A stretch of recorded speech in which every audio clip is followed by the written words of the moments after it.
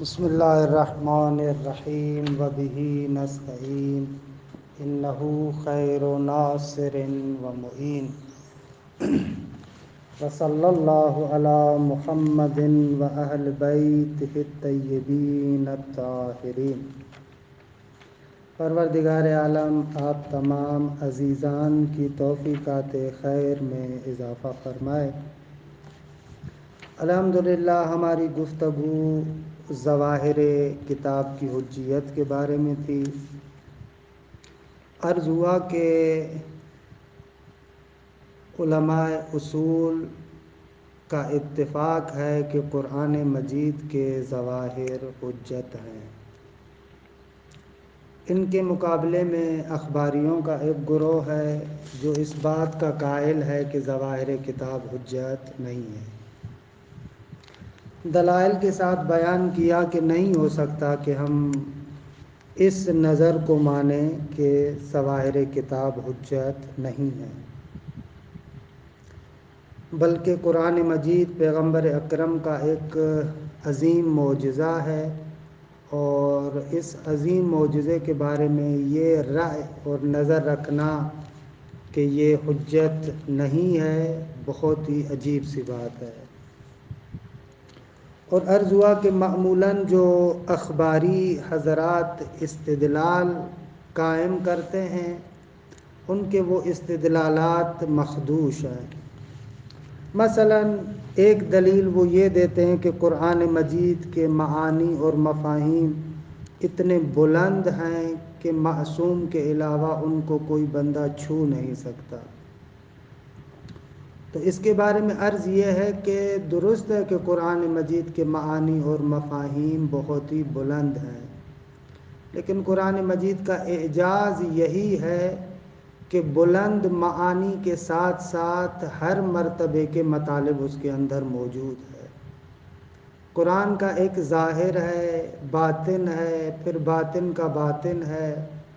تو ہم یہاں پر فی الحال گفتگو کر رہے ہیں قرآن مجید کے ظاہر کے بارے میں، تو اس میں کوئی شک نہیں ہے کہ ظاہر عام عوام اور عامی لوگ بھی سمجھ سکتے ہیں، لیکن قرآن مجید کا جو بطون ہے، بواطن ہیں، اسرار ہیں، لطائف ہیں، حقائق ہیں، وہ ائمہ معصومین کے لیے ہے، یا جو بندہ ائمہ معصومین کی پیروی میں ائمہ معصومین کے دکھائے ہوئے راستے پر چلے تو کچھ نہ کچھ اس کو نصیب ہوتا ہے۔ تو اہل بیت اطہار کو تمام حقائق قرآن کا علم ہے، اور ہم یہاں پر یہ دعویٰ نہیں کر رہے کہ عام بندہ تمام حقائق قرآن کو سمجھ سکتا ہے اہل بیت کے بغیر، بلکہ یہ کہنا چاہ رہے ہیں کہ ظاہری معانی کو کسی حد تک سمجھ سکتا ہے۔ دوسری دلیل جو یہ لوگ دیتے ہیں کہ ظواہر قرآن پر عمل کرنا حقیقت میں تفسیر بالرأی ہے، اور تفسیر بالرأی جائز نہیں ہے۔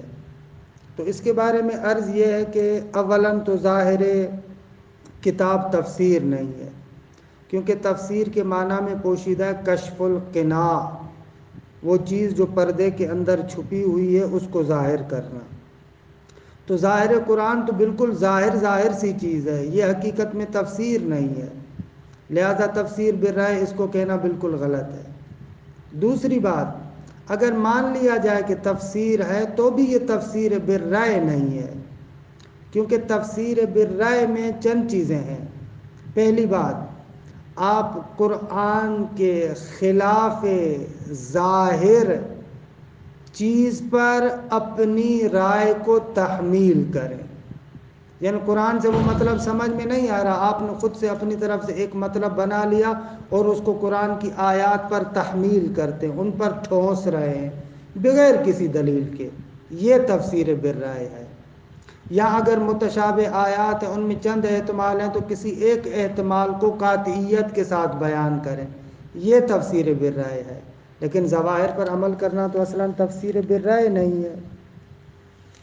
تیسرا یا چوتھا دلیل جو یہ اخباری حضرات دیتے ہیں، کہتے ہیں کہ ہمیں علم اجمالی حاصل ہے کہ قرآن مجید کے اندر متشابہات موجود ہیں، اور قرآن مجید کے اندر عمومات اور اطلاقات بیان ہوئے ہیں، اور ہمیں علم اجمالی حاصل ہے کہ ان اطلاقات اور عمومات کے مخصصات روایات میں بیان ہوئے ہیں، لہذا ہم اپنی طرف سے کسی عموم اور اطلاق پر کیسے عمل کر سکتے ہیں؟ تو اس بات کا بھی جواب واضح ہے کہ ہم کبھی بھی نہیں کہتے کہ آپ پہلی مرتبہ کسی قرآن مجید کے عموم اور اطلاق کو دیکھیں اور اس پر عمل کرنا شروع کریں، نہ، آپ کو روایات آل محمد کے اندر مخصص ڈھونڈنا چاہیے۔ جب تک آپ مخصص کے بارے میں تفحص نہیں کریں گے، کوشش نہیں کریں گے اور پہلی مرتبہ اسی طریقے سے عمل کریں گے، یہ جائز نہیں ہے، اس کو اصولی بھی جائز قرار نہیں دیتے، بلکہ پہلے آپ روایات میں تفحص کریں اور پھر دیکھیں، اگر مخصص مل گیا تو ٹھیک، اگر مخصص نہیں ہے تو پھر انسان کو اطمینان ہو جاتا ہے کہ اس عموم اور اطلاق پر عمل کرنا ہے۔ اسی طریقے سے ایک اور دلیل جو اخباری حضرات دیتے ہیں، کہتے ہیں کہ روایات آل محمد میں کہا گیا ہے کہ قرآن کا علم فقط ہمارے ساتھ مخصوص ہے، کسی اور جگہ پر آپ کو قرآن کا علم نہیں ملے گا۔ بہت ساری روایات ہیں، ان کے بارے میں کیا کہیں؟ تو ان کے بارے میں گزشتہ درس میں ہم نے عرض کیا کہ ان روایات سے مراد یہ ہے کہ آپ استبداد کریں فہم قرآن میں، آپ کہیں کہ ہم لوگ فقط بذات خود صرف ہم لوگ ہیں اور قرآن ہے، اور اس سے جو ہمیں سمجھ میں آتا ہے وہی ہمارے لیے حجت ہے، یہ استبداد فہم قرآن ہے جو درست نہیں ہے۔ باقی اگر آپ ظاہر قرآن کو بھی لیں، آل بیت کی روایات کے اندر بھی تفحص کریں، پھر مجموعی طریقے سے ایک نتیجہ لیں، تو اس میں تو کوئی دو رائے نہیں ہے۔ وہ ائمہ نے جو مذمت کی ہے ان لوگوں کی طرف ناظر ہیں کہ جنہوں نے آل بیت کو چھوڑ دیا، آل بیت کے کلام کو چھوڑ دیا، ان کے علوم کو چھوڑ دیا، اپنی طرف سے ایک دکان کھول کر بیٹھ گئے، ان لوگوں کی مذمت میں روایات ہے۔ یہ تقریباً اس بحث کے بارے میں عمدہ نکات تھے کہ جو آپ کی خدمت میں عرض ہوئے۔ اچھا، اب اس کے بعد استاد جعفر سبحانی ایک اور بحث کی طرف آتے ہیں، وہ یہ ہے کہ عام طور پر علم اصول کی کتابوں میں ہم دیکھتے ہیں کہ ظواہر کتاب کو ظنون خاصہ میں سے قرار دیتے ہیں، یعنی ان آغایون کا ماننا یہ ہے، عام طور پر جو علماء اصول ہیں وہ کہتے ہیں کہ بھائی ہم لوگوں نے پہلے مرحلے میں تو آپ کو بیان کیا نا کہ ظن حجت نہیں ہے، لیکن خصوصیت سے وہ ظن کہ جو معتبر ہے وہی ظن معتبر ہے جس پر دلیل موجود ہو، اور ظواہر کتاب کی حجیت پر دلیل موجود ہے۔ دلیل وہی سیرت عقلاء ہے کہ تمام عقلاء، تمام متکلمین کے ظواہر کلام کو حجت قرار دیتے ہیں، اور یہی سیرت ائمہ اطہار کے زمانے میں بھی تھی، ائمہ اطہار نے بھی اس سے منع نہیں کیا۔ اس کا مقصد یہ کہ ائمہ اس سیرت پر راضی تھے، لہذا تقریر معصوم سے یہ سیر عقلاء ثابت ہو جائے گی، اور سیر عقلاء کے ذریعے سے کتاب کے ظواہر بھی حجت ہو جائیں گے۔ عام طور پر علم اصول کے ماہرین اس طریقے سے بحث کرتے ہیں۔ سمجھ میں آیا نقطہ کیا ہے؟ عام طور پر جتنے بھی اصولی ہیں وہ کہتے ہیں ظواہر کتاب اگرچہ ظنی ہیں، لیکن یہ ایسے ظنیات ہیں، ایسے ظنی ہیں کہ جن کی حجیت پر دلیل ہے۔ آگا حجیت پر دلیل کیا ہے؟ حجیت پر دلیل سیر عقلاء ہے۔ اچھا، سیر عقلاء معصوم کے زمانے میں تھی؟ جی بالکل، معصوم کے زمانے سے ہی ہے کہ ائمہ کے زمانے میں بھی ظواہر کتاب پر عمل کیا جاتا تھا، اور ائمہ منع بھی نہیں کرتے تھے، بلکہ بعض روایتوں میں تو آیا ہے کہ اگر کوئی مسئلہ کسی امام کے سامنے آ جاتا تھا، جی اگر کوئی مسئلہ امام کے سامنے آتا تھا تو بہت سارے موارد میں آل بیت اطہار کی سیرت یہ تھی کہ اپنے اصحاب کو فرماتے تھے کہ دیکھو یہ بات ایسی ہے جو خود قرآن مجید سے سمجھی جا سکتی ہے، قرآن مجید کے اس ظاہر سے دیکھو یہ مطلب سمجھ میں آ رہا ہے۔ اس کا مقصد یہ ہے کہ ائمہ اطہار خود صحابہ کو یہ نقطہ بھی سمجھانا چاہ رہے تھے کہ ظواہر کتاب سے آپ استفادہ کر سکتے ہیں، لہٰذا یہ سیر عقلاء اس قرآن مجید کے ظاہر کی حجیت پر تام ہے، اور یہ ایک دلیل کامل ہے۔ پس مشہور اصولیون کا نظریہ یہ ہے کہ ظواہر کتاب اگرچہ ظنیات میں شامل ہے، لیکن ایسا ظن ہے کہ جس ظن کی حجیت پر دلیل موجود ہے۔ یہ علم اصول میں مشہور ہے۔ ان کے مقابلے میں یہاں پر حضرت استاد جعفر سبحانی دام ظلہ العالی مشہور اصولیوں سے اختلاف رکھتے ہیں۔ آقا فرماتے ہیں یہ جو مطلب مشہور ہے کہ ظواہر پر عمل کرنا در حقیقت ظن پر عمل کرنا ہے، آقا کہتے ہیں یہ بات درست نہیں ہے۔ ظواہر ظنیات میں شامل نہیں ہے، بلکہ ظواہر بھی قطعیات میں شامل ہیں۔ مشہور یہ ہے کہ ظاہر مظنون ہے، ظن ہے، ظاہر پر عمل کرنا در حقیقت ظن پر عمل کرنا ہے، اگرچہ اس ظن کی حجیت پر دلیل موجود ہے۔ لیکن استاد جعفر سبحانی فرماتے ہیں کہ ظاہر پر عمل کرنا در حقیقت قطع پر عمل کرنا ہے، قطعیات پر عمل کرنا ہے۔ یہ استاد جعفر سبحانی کی نظر مشہور اصولیوں سے فرق رکھتی ہے۔ اچھا، عام اصولیوں کی نظر اور استاد جعفر سبحانی کی نظر میں جو یہ فرق ہے، آیا اس میں کوئی ثمرہ بھی ہے، اس کا کوئی نتیجہ بھی نکلتا ہے؟ تو عرض یہ ہے کہ اس کا عملی نتیجہ کوئی نہیں ہے، لیکن علمی بہرحال نتیجہ ہے، کیونکہ عملی لحاظ سے جو علم اصول کے ماہرین اس کو مظنونات میں ظنیات میں شمار کرتے ہیں، وہ بھی کہتے ہیں ظن ہے لیکن ظن معتبر ہے، لہذا آپ عمل کرتے ہیں۔ اور استاد سبحانی جو فرماتے ہیں کہ یہ قطعیات میں سے ہے، لہذا آپ ان ظواہر پر عمل کر سکتے ہیں۔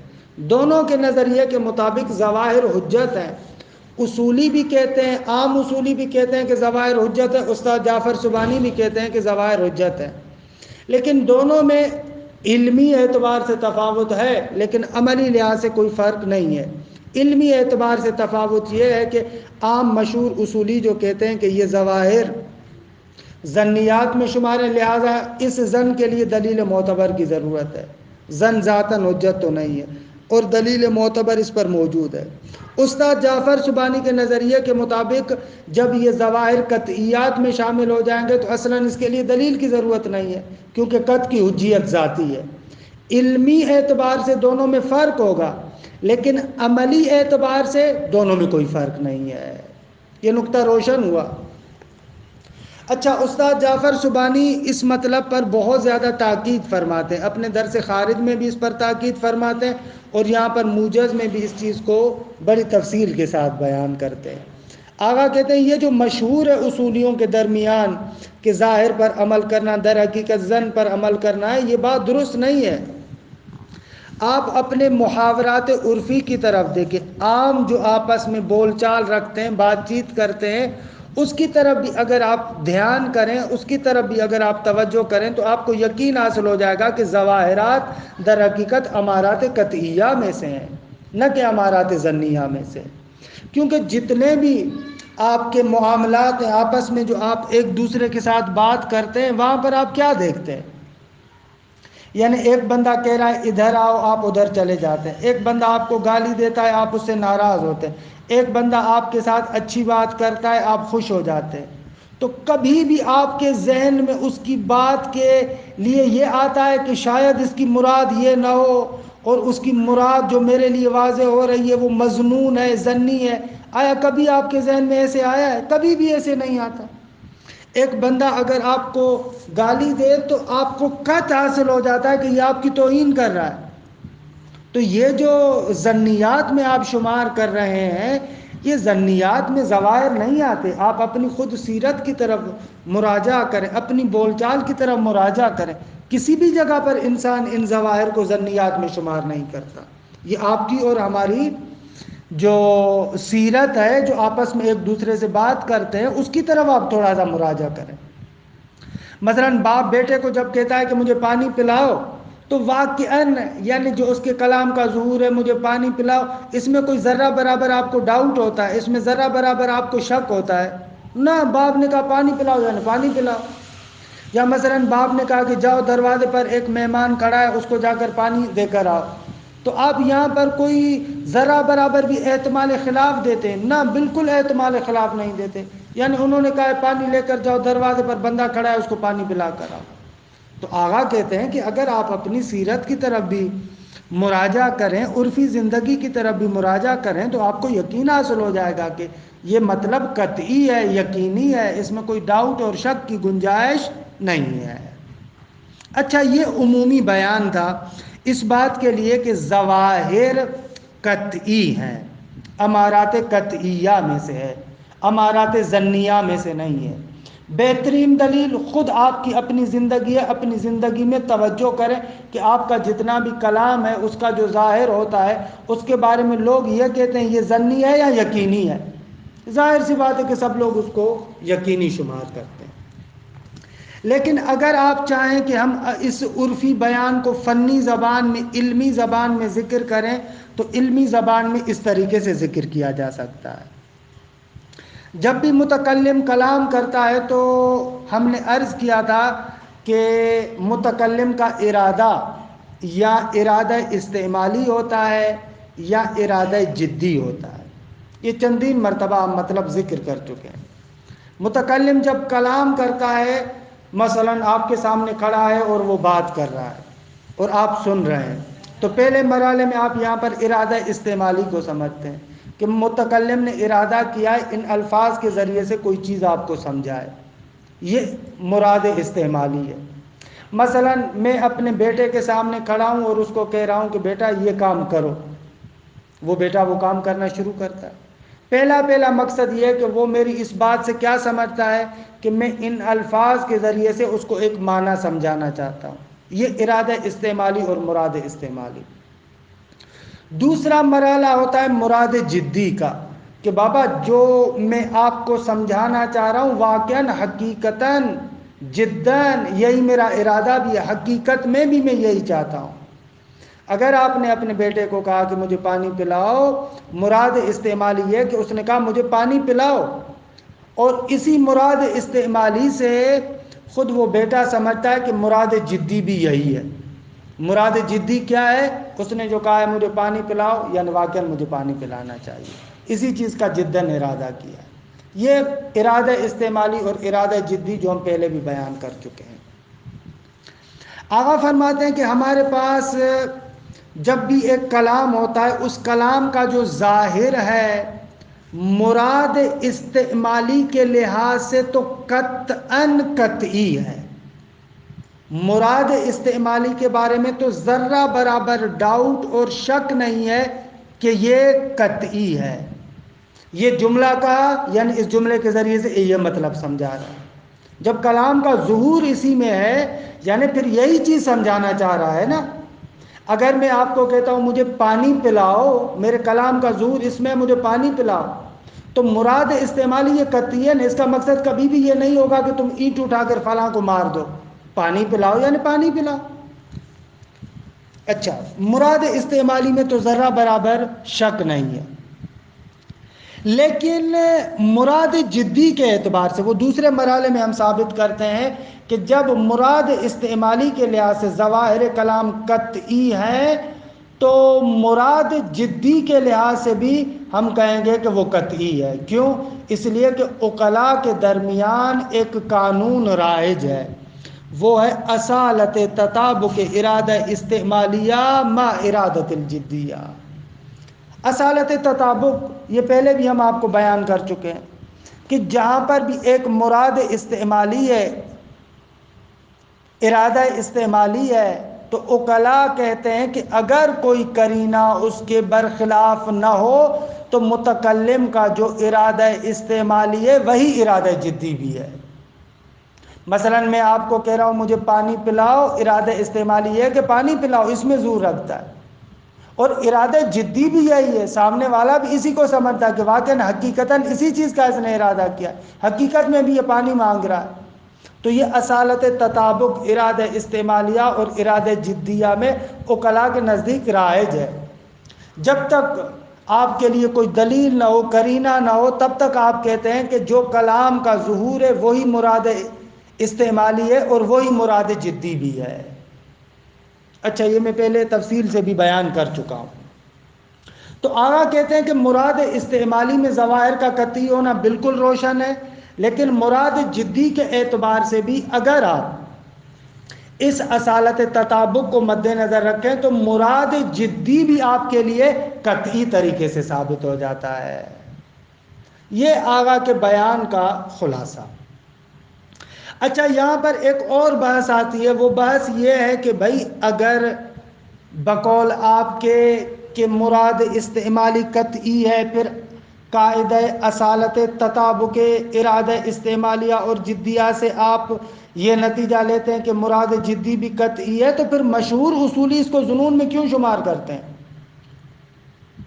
بلاخر وہ لوگ بھی تو پڑھے لکھے افراد ہیں، اتنے عقلاء ہیں، وہ ان ظواہر کو ظنون میں کیوں شمار کرتے ہیں؟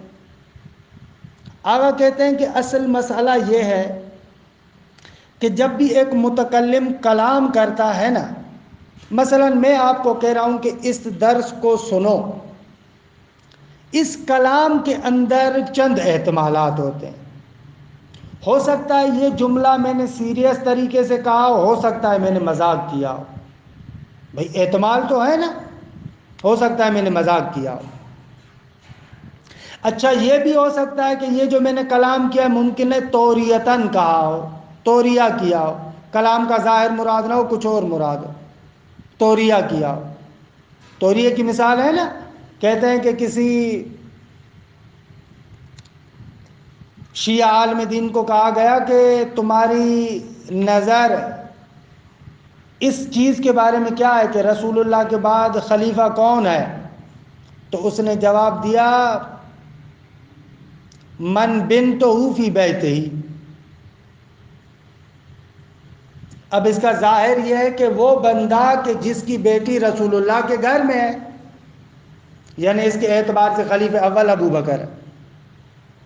لیکن اسی کلام کے اندر یہ صلاحیت بھی ہے من بنتہ فی بیتہ، یعنی رسول اللہ کے بعد خلیفہ وہ ہے کہ جس کے گھر میں رسول اللہ کی بیٹی ہو، یعنی امیر المومنین۔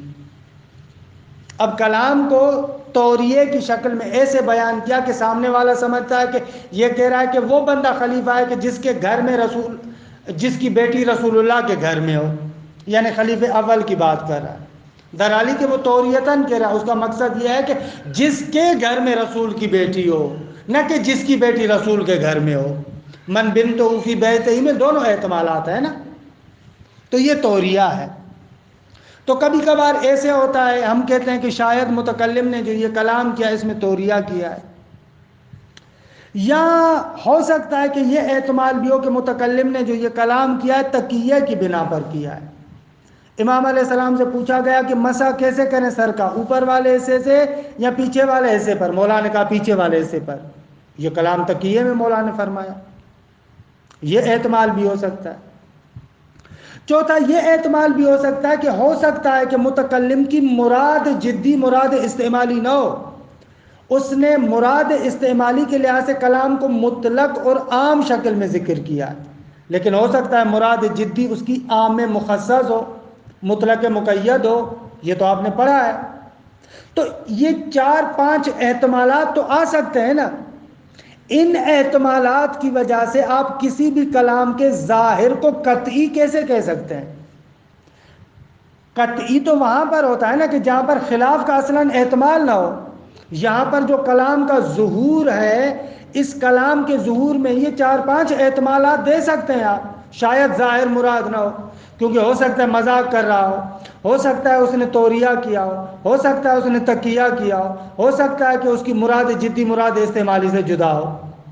یہ 4 احتمالات تو آپ دے سکتے ہیں۔ جب یہ 4 احتمالات دے سکتے ہیں تو پھر ظواہر کو آپ قطعی میں کیسے شمار کرتے ہیں؟ آغا سبحانی فرماتے ہیں کہ یہ عام طور پر اصولی حضرات جو ظواہر کو ظنون میں شامل کرتے ہیں وہ اپنے بیان میں اسی دلیل کو لے کر آتے ہیں۔ کہتے ہیں کہ بابا ظاہر کے خلاف تو یہ احتمالات باقی ہے۔ درست کلام کا ظہور اس میں ہے کہ وہ جدی ہے، لیکن یہ احتمال تو ہے نا کہ ممکن ہے مذاق کر رہا ہو، ممکن ہے توریہ ہو، ممکن ہے تقیہ ہو، ممکن ہے مراد جدی مراد استعمالی کے علاوہ ہو۔ جب یہ احتمالات آ گئے تو پھر وہ ظواہر تو قطعی میں شمار نہیں ہو سکتا، اس کو ظنون میں داخل کرنا چاہیے۔ یہ مشہور اصولی اس بنا پر ظواہر کو ظنیات میں شمار کرتے ہیں۔ آغا سبحانی کہتے ہیں کہ ہم اس بیان کے دو جواب دیتے ہیں، ایک نقضی جواب ہے اور ایک حلی جواب ہے۔ نقضی جواب میں یہ ہوتا ہے کہ آپ ایک ایسا مورد لے کر آئیں کہ جو اس کی اس بات سے منافات رکھتا ہو، جبکہ وہ اس کو قبول بھی رکھتا ہے لیکن اس کی اس دلیل کے ساتھ ٹکراؤ رکھے۔ مثال، کوئی بندہ آ کر یہاں پر جواب نقضی ایسے دے سکتا ہے کہ جیسے استاد دے رہے ہیں جواب، کہہ رہے ہیں یہ چاروں احتمالات تو نص کی صورت میں بھی ہیں۔ آپ کہتے ہیں کہ اگر کلام اپنی معنی کے اندر نص ہو تو وہاں پر قطعی ہوتا ہے، نص قطعی ہے، ظواہر ظنی ہے، لیکن یہ چاروں احتمالات تو نص میں بھی آ سکتے ہیں۔ مثلا کہا گیا حرمت علیکم المیتۃ، آپ کہتے ہیں کہ یہ نص ہے اور نص قطعی ہے، ظنیات میں شمار نہیں ہے۔ حالانکہ یہ چاروں احتمالات وہاں پر بھی ہو سکتے ہیں، ممکن ہے متکلم نے یہاں پر مذاق کیا ہو، ممکن ہے یہاں پر متکلم نے توریہ کیا ہو، ممکن ہے متکلم نے یہ کلام تقیہ کی وجہ سے کہا ہو، ممکن ہے متکلم کا یہ کلام اس باب سے ہو کہ مراد جدی اور مراد استعمالی میں فرق ہے۔ اگر انہی احتمالات کی بنا پر آپ ظواہر کو ظنیات میں شمار کر رہے ہیں تو نص کو بھی ظنیات میں شمار کریں، نص کو آپ قطعیات میں کیوں شمار کرتے ہیں؟ وہاں پر بھی تو یہ احتمالات آتے ہیں۔ بس آپ جو جواب نص میں دیں گے وہ جواب ہم یہاں پر بھی دیں گے۔ اس کو کہتے ہیں جواب نقضی، یعنی ایک مورد کو وہ قبول کرتا ہے لیکن اس کی دلیل کے ساتھ سازگار نہیں ہے۔ پہلا جواب یہ جواب نقضی استاد سبحانی کی طرف سے۔ پھر آتے ہیں کہ آئیں اور ہم آپ کو یہ جواب حلی دیتے ہیں۔ نقضی جواب سے مسئلہ حل تو نہیں ہوا، بلکہ حقیقت میں کیا ہوتا ہے، اعتراض اور زیادہ مضبوط ہو جاتا ہے۔ ہم نے ایک مورد ذکر کیا، آپ نے ایک اور مورد بڑھا دیا، جواب اور زیادہ، اعتراض اور زیادہ مضبوط ہو گیا۔ نقضی جواب فقط سامنے والے کو خاموش کرنے کے لیے ہوتا ہے۔ حلی جواب دیں، حلی جواب استاد ایسے دیتے ہیں۔ آغا فرماتے ہیں کہ دیکھیں کلام کے ظاہر کو جو ہم قطعی کہہ رہے ہیں، اس نقطے پر توجہ کریں کہ ظاہر کلام کی ذمہ داری کیا ہے۔ ظاہر کلام کی ذمہ داری یہ ہے کہ آپ کے سامنے مراد استعمالی کو روشن کرے۔ ظاہر کلام کا فقط یہ کام ہے کہ وہ کیا کرے، مراد استعمالی کو آپ کے لیے روشن کرے۔ مراد استعمالی کے قطعی ہونے میں یہ چاروں احتمالات نقصان دہ نہیں ہیں۔ چاہے متکلم مذاق کر رہا ہو پھر بھی مراد استعمالی یہی ہے، چاہے متکلم توریہ کر رہا ہو پھر بھی مراد استعمالی یہی ہے، چاہے متکلم تقیہ کر رہا ہو پھر بھی مراد استعمالی یہی ہے، چاہے متکلم کی مراد جدی اور مراد استعمالی میں فرق ہو پھر بھی مراد استعمالی یہی ہے۔ مراد استعمالی کو تو یہ چار احتمالات خراب نہیں کرتے، مراد استعمالی اپنی جگہ پر باقی ہے۔ زیادہ سے زیادہ آپ یہ کہہ سکتے ہیں کہ یہ چار احتمالات مراد جدی کو خراب کرتے ہیں، وہاں پر قطعیت کو خدشہ پہنچتا ہے، لیکن مراد استعمالی میں تو خدشہ نہیں پہنچتا۔ حالانکہ ظواہر کی ذمہ داری فقط یہ ہے کہ آپ کے لیے مراد استعمالی کو واضح کرے، مراد جدی کی طرف تو وہ ناظر نہیں ہے۔ جب وہ مراد جدی کی طرف ناظر نہیں ہے تو یہ کہنا درست ہوگا کہ ظواہر قطعیات میں سے ہیں نہ کہ ظنیات میں سے۔ یہ آغا کے بیان کا خلاصہ ہوا۔ فتلخص، پوری بات کا خلاصہ یہ ہوا کہ استاد سبحانی فرماتے ہیں کہ ظواہر کتاب قطعیات میں سے ہے اور ظواہر کی ذمہ داری فقط یہ ہے کہ آپ کے لیے مراد استعمالی کو روشن کرے، یہ قطعیات میں سے ہے۔ باقی مراد جدی کے لیے وہ دوسرے مرحلے میں اصالت تطابق سے وارد ہوتے ہیں۔ جب ہم اس اصل عقلائی کو مان لیں کہ عقلاء کہتے ہیں کہ اصل یہ کہ مراد استعمالی اور مراد جدی دونوں مطابق ہوتے ہیں، جب مراد استعمالی قطعی ہے تو مراد جدی بھی قطعی ہوگی۔ یہ ان کی پوری بات کا خلاصہ ہوا۔ عبارت کی طرف آئیں۔ ثم ان الاصولیین جعلوا مطلق الظواہر من الظنون۔ آگا کہتے ہیں کہ یہ دوسرا مطلب یہ سن لیں کہ جتنے اصولی ہیں وہ کیا کرتے ہیں، ظواہر کو ظنون میں شمار کرتے ہیں، کہتے ہیں کہ یہ ظواہر کتاب ظنیات میں شمار ہے، مظنونات میں سے ہیں، لیکن اگرچہ اس ظن پر ہمارے پاس دلیل قطعی موجود ہے۔ اچھا، وقالوا باعتبارها وخروجها عن تحت ضابطة السالفة الذکر بدلیل خاص، اور اصولی کہتے ہیں کہ یہ ظن معتبر ہے، اور جو پہلے ہم نے ضابطہ ذکر کیا اس ضابطے سے خارج ہے۔ وہ ضابطہ کیا ذکر کیا تھا؟ ضابطہ ہم نے یہ ذکر کیا تھا کہ کوئی بھی ظن حجت نہیں ہے، لیکن یہاں پر دلیل خاص کی وجہ سے اس ظن کو خارج کریں گے، یعنی حجت ہے۔ وقالوا باعتبارها، اصولیوں نے ظواہر کو کہا معتبر ہیں، وقالوا بخروجها، اور اصولیوں نے کہا کہ یہ ظواہر خارج ہیں ان تحت الضابطۃ السالفۃ الذکر، اس ضابطے سے جو پہلے ذکر ہو چکا۔ کون سا ضابطہ؟ کہ ظن میں اصل اول یہ ہے کہ حجت نہیں ہے، وخروجها بدلیل خاص، دلیل خاص کی وجہ سے وہاں سے یہ خارج ہو چکا ہے۔ اچھا، وَهُوَ بِنَاءُ الْعُقَلَاءِ عَلَى حُجِّيَّةِ ظَوَاهِرِ كَلَامِ كُلِّ مُتَكَلِّمٍ۔ وہ دلیل خاص کیا ہے؟ کہتے ہیں دلیل خاص وہی بناء عقلاء ہے، اس بات پر کہ ہر متکلم کے کلام کا ظاہر حجت ہے۔ یہ عام طور پر اصولی کہتے ہیں۔ استاد فرماتے ہیں وَلَٰكِن دِقَّةَ النَّظَرِ تَقْتَضِي أَن تَكُونَ الظَّوَاهِرُ مِنَ الْقَطْعِيَّاتِ بِالنِّسْبَةِ إِلَى الْمُرَادِ الِاسْتِعْمَالِي، لیکن اگر دقت نظر کیا جائے، اگر غور کیا جائے، اس دقت نظر کا تقاضا یہ ہے کہ ظواہر قطعیات میں سے ہیں، بالنسبت الی المراد الاستعمالی، مراد استعمالی کی بنسبت ظواہر قطعیات میں شمار ہیں۔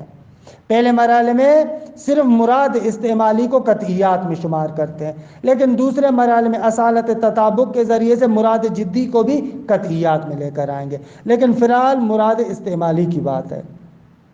لَظَنِّيَّاتِ، یہ ظنیات میں شمار نہیں ہے۔ کیوں؟ لِأَنَّ السَّيْرَ فِي الْمُحَاوَرَاتِ الْعُرْفِيَّةِ يُرْشِدُنَا إِلَىٰ أَنَّهَا مِنَ الْأَمَارَاتِ الْقَطْعِيَّةِ عَلَى الْمُرَادِ الِاسْتِعْمَالِي، اس لیے کہ محاورات عرفی میں جو ہم سیر کرتے ہیں وہ ہماری رہنمائی کرتا ہے کہ یہ ظواہر امارات قطعیہ میں سے ہیں مراد استعمالی پر۔ کیسے؟ بشہادت، اس گواہی کی وجہ سے کہ ان المتعلم یستدل بظاہر کلام المعلم علی مرادہ، کہ شاگرد استاد کے کلام کے ظاہر سے استدلال کرتا ہے اس کی مراد پر۔ اگر استاد کے کلام کا ایک ظاہر ہے، شاگرد کہتا ہے کہ استاد کی مراد یہی ہے اور اس کے ذریعے سے استدلال بھی کرتا ہے۔ اور اسی طریقے سے وما یدور بین البائع والمشتری من المفاہیم لا توصف بالظنیہ، اور وہ مفاہیم کے جو بائع اور مشتری کے مابین گھومتے ہیں، جو باتیں آپس میں ایک دوسرے سے کرتے ہیں، وہ بھی کبھی بھی ظنیات کے ساتھ ان کو متصف نہیں کیا جاتا۔ وہاں پر بھی ان کی باتوں کو کس چیز پر عمل کیا جاتا ہے؟ ان کی باتوں کو حمل کیا جاتا ہے کہ حتماً بائع کی مراد یہ ہے، حتماً جسے کہتے ہیں کہ مشتری کی مراد یہ ہے۔ یہ تو عام طور پر آپ اپنی سیرت میں ملاحظہ کرتے ہیں، درست ہے؟ مثلا وہ کہتا ہے بے تو، وہ کہتا ہے قبل تو یہاں پر کوئی بھی بندہ نہیں کہتا کہ یہ جو مطلب سمجھ میں آ رہا ہے ظنی ہے، نہ، قطعی طریقے سے دونوں سمجھتے ہیں کہ وہ واقعاً بیچنا چاہتا ہے، یہ واقعاً خریدنا چاہتا ہے۔ اسی طریقے سے وما یتفوہ بہ الطبیب یتلقاہ المریض امرا واضحا لا سطرۃ فیہ، اسی طریقے سے طبیب جو بات کرتا ہے اس کو مریض ایک امر واضح سمجھتا ہے۔ اگر ڈاکٹر کہتا ہے کہ تمہیں روغنی غذائیں کھانا نقصان دہ ہیں، لہذا روغنی غذائیں نہیں کھانی، تو مریض سمجھتا ہے کہ ڈاکٹر کیا کہہ رہا ہے، یعنی واضح طریقے سے سمجھتا ہے۔ کما انما یتلقا السائل من جواب المجیب یسکن الیہ دون ای ترددن، اسی طریقے سے سائل جو مجیب سے جواب سنتا ہے اس جواب سے اس کو سکون حاصل ہو جاتا ہے اور اس میں کوئی تردد نہیں ہے۔ مثلا شاگرد استاد سے کہتا ہے کہ آقا کل چھٹی ہے یا نہیں، استاد کہتا ہے کل چھٹی ہے، سمجھ جاتا ہے، اس میں کوئی تردد اس کو نہیں ہوتا۔ فَإِذَا كَانَتْ هَذِهِ حَالُ مُحَاوَرَاتِنَا الْعُرْفِيَّةِ فِي حَيَاتِنَا الدُّنْيَوِيَّةِ، جب یہ حال ہے ہمارے محاورات عرفیہ کا، ہماری عرفی بول چال کا جب یہ حال ہے اس دنیاوی زندگی میں، فَلْتَكُنْ ظَوَاهِرُ الْكِتَابِ وَالسُّنَّةِ كَذَلِكَ، تو پس کتاب اور سنت کے ظواہر بھی اسی طریقے سے ہوں، کیونکہ ظواہر کتاب اور سنت بھی قطعی ہونے چاہیے، کیونکہ جب عرفی محاورات قطعی ہیں، عرفی ظواہر قطعی ہیں، تو کتاب و سنت کے ظواہر بھی قطعی ہوں گے، کیونکہ کتاب و سنت میں بھی جو بات کی گئی ہے وہ محاورات عرفیہ کے طریقے سے ہے، عرفی طریقے سے بات چیت ہے اس میں۔ فَلِمَاذَا نَجْعَلُهَا ظَنِّيَّةَ الدَّلَالَةِ، پھر آخر کیوں ہم کتاب اور سنت کے ظواہر کو ظنی الدلالت کہتے ہیں، ان کو بھی قطعی الدلالت کہنا چاہیے۔ اچھا، نعم المطلوب من کونها قطعیت الدلالہ هو دلالتها بالقطع علی المراد الاستعمالی لا المراد الجدی۔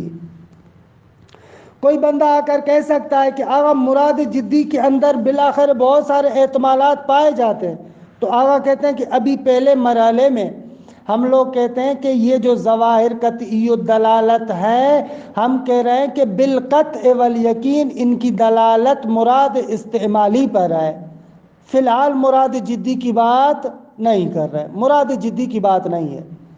لأن الموضوع على عاتق الكلام هو كشفه اما يدل عليه اللفظ بالواض، کیونکہ آپ اس نقطے کو سمجھیں کہ کلام کی ذمہ داری کیا ہے، کلام کس چیز کو پہنچانا چاہتا ہے۔ خب کلام کی ذمہ داری یہ ہے کہ اس شے کو تمہارے لیے روشن کرے جس پر لفظ بالوضع دلالت کرتا ہے، یہ کلام کی ذمہ داری ہے، یعنی مراد استعمالی۔ لأن الموضوع على عاتق الکلام، وہ چیز جو رکھی گئی ہے کلام کی گردن پر، وہ چیز جو رکھی گئی ہے، موضوع کا یہاں پر یہ لفظی معنی کریں، وہ اصطلاحی معنی نہیں، معمول کی بات نہیں ہے، یا حکم کے مقابلے میں موضوع نہ، موضوع یعنی رکھا ہوا۔ لأن الموضوع على عاتق الکلام، وہ چیز جو موضوع کے گردن پہ رکھی گئی ہے، ہوا کشف، وہ یہ ہے کہ وہ کلام کشف کرے اما یدل علیہ اللفظ، اس مفہوم سے کہ جس مفہوم پر لفظ دلالت کرتا ہے بالوضع، کلام کی گردن پر یہ رکھا گیا ہے۔ وما یکشف عنہ اللفظ الموضوع هو المراد الاستعمالی، اور وہ چیز کہ جس سے لفظ کشف کرتا ہے، وہ لفظ کے جو معنی کے لیے وضع کیا گیا ہے، وہ لفظ کشف کرتا ہے مراد استعمالی کو۔ یہاں پر موضوع یعنی وضع شدہ لفظ، پہلا جو لأن الموضوع ہے وہاں پر یعنی رکھا ہونا، ان دونوں نقطوں کو سمجھیے گا، عبارت کو سمجھنے میں یہ عام نقطہ ہے۔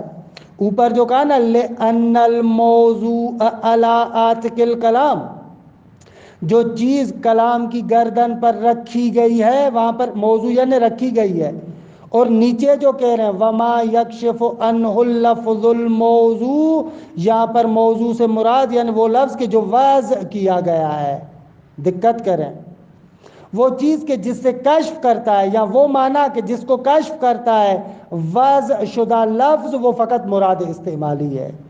والمفروض ان الظواہر کفیلۃ لاثبات ھذا المعنی، اور فرض بھی یہ ہے کہ ظواہر اس معنی کو ثابت کرنے کے ذمہ دار ہیں۔